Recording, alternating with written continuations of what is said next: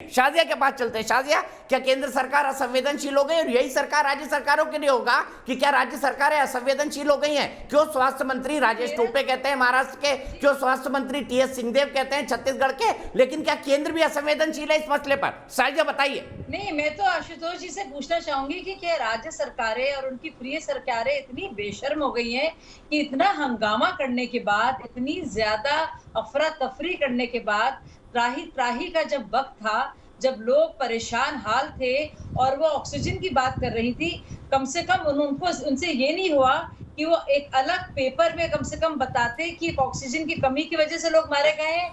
आपको याद होगा दीपक जी, आप निकाल लीजिए वो टेप पुराना जिसमें मैंने बात की थी। मुझे पता भी नहीं थी ये बात होगी। आप कह रहे थे कितने लोग मरे हैं, मैंने कहा पूछिए अरविंद केजरीवाल बताएंगे ना दिल्ली में कितने लोग मरे हैं ऑक्सीजन की कमी से। केजरीवाल जी ने बता दिया, उद्धव ठाकरे जी ने बता दिया, गहलोत जी ने बता दिया, बीजेपी की सरकारों ने भी बता दिया।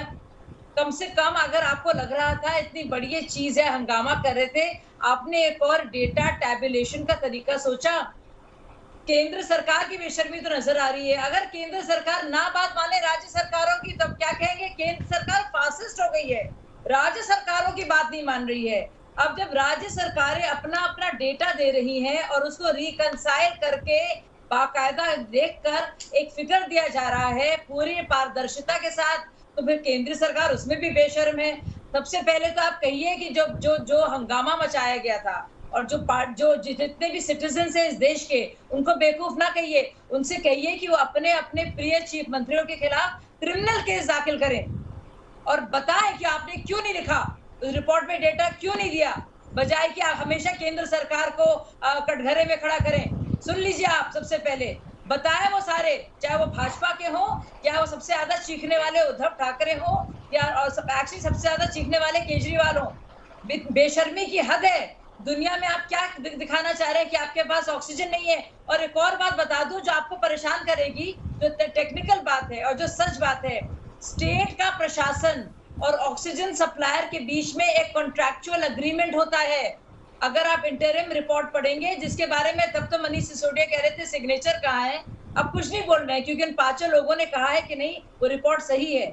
और ये भी कहा है कि सिग्नेचर नहीं चाहिए होते डिजिटल रिपोर्ट में। सुप्रीम कोर्ट की कमेटी अभी भी उसका सच सामने आ गया है, उसमें बाकायदा सप्लायर्स के बयान है कि उन हॉस्पिटल एडमिनिस्ट्रेशन से टैंकर तक नहीं भेजे गए सप्लायर के पास जो इंतजार कर रहे थे।